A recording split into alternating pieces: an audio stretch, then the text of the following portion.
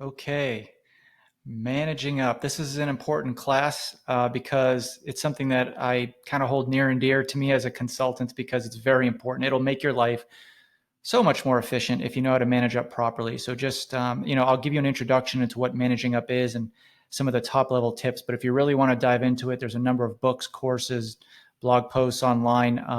It's really used by a lot of project managers, but consultants really hold it dear because consultants are managing many different projects at once, and managing up is crucial. So let's go ahead and go through what managing up is and then how to best utilize it.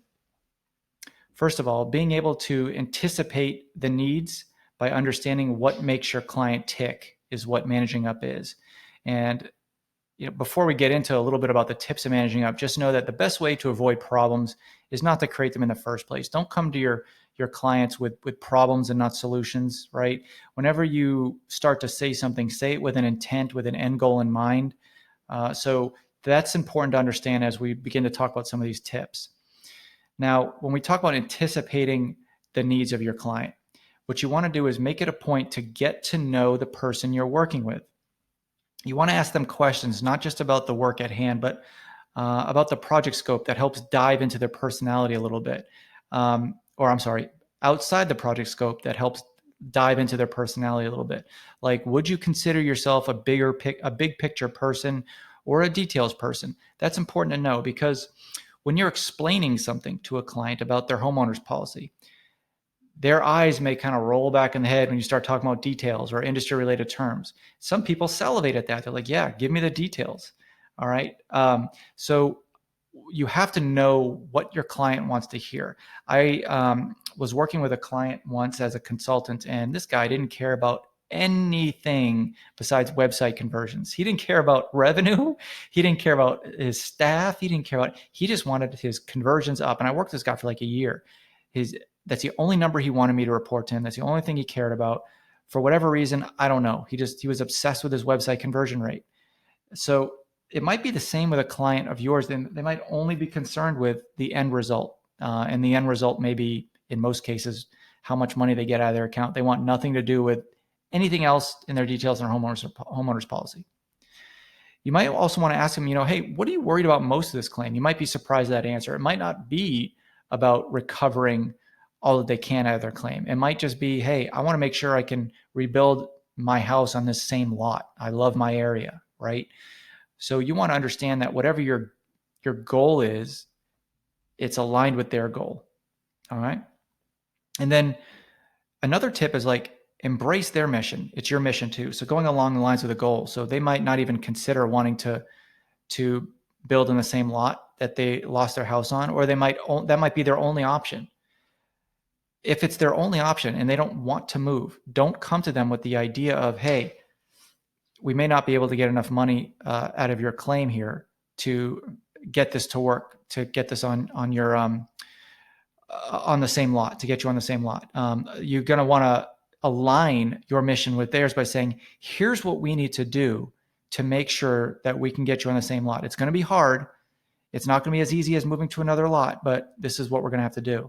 It's going to take longer. It's going to be more fighting to the insurance company and whatnot.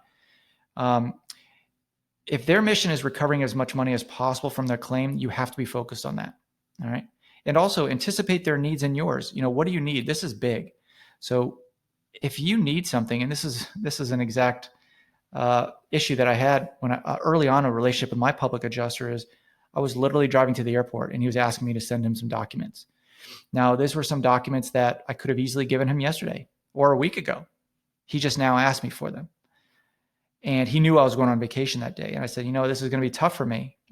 Luckily, I put them in Dropbox and I had them on the cloud. I could just go on my phone and drag and drop them to him. But I would assume most people wouldn't, they're on their computers, they're not in the cloud, and he would have had to wait a week until I got back from vacation. So at any rate, you want to make sure you anticipate everything. So if you need some files, if you need access to anything, then by all means, ask for them up front as early as possible. And ask them also up front, is there a way that is there going to be a time that you're going to be away for a few days, more than 2 days, where you wouldn't be able to respond to me, where you will not be able to get me certain files or certain access to anything? You have to know that up front.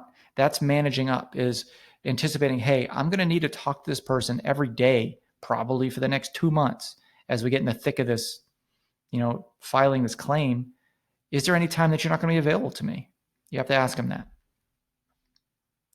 You might want to also ask them something about, is there somebody else that needs to be on these calls or I should be disseminating information to? That's a big one, because a lot of times public adjusters would tell one person, like let's say it's a husband and wife team, tell the husband something and then anticipate that the husband is going to tell the wife, but a lot of times they're not going to communicate that well.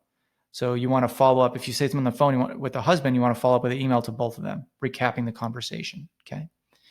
Also, don't hold back. If you have information they need to know, even if it may hurt them, you have to tell them, because a lot of times clients can solve problems that you can't just because they know certain things that you don't about their claim or their house or their policy or what somebody told them one time or didn't tell them or something.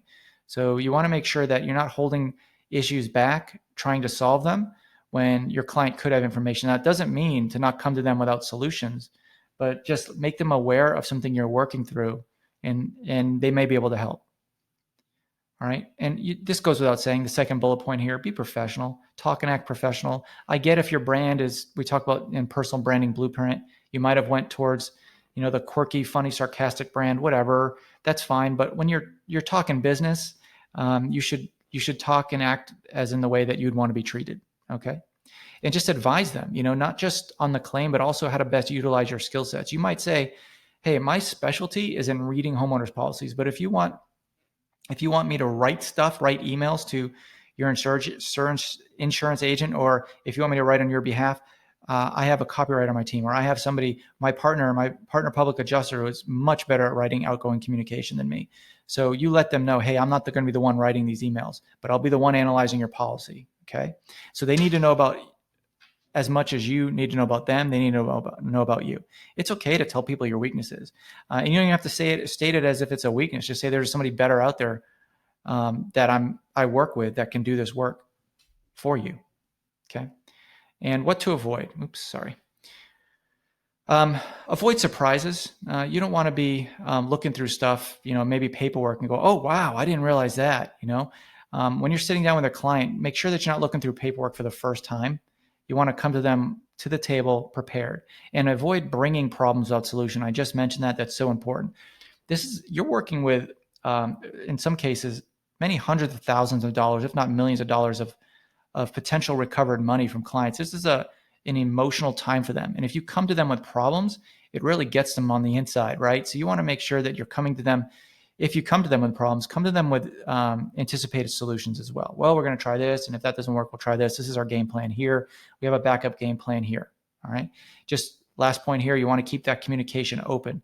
That solves so many problems. It's almost 80% of the solutions to your problem. Just even having communications, even if the communication isn't a solution, just being open with communication and available to your clients is a big part of managing up. Okay, so if you're interested in learning how to manage up even more, there's plenty of resources out there on the internet to help you, but these are some top level tips and tactics that will get you 80% there. Okay, good luck.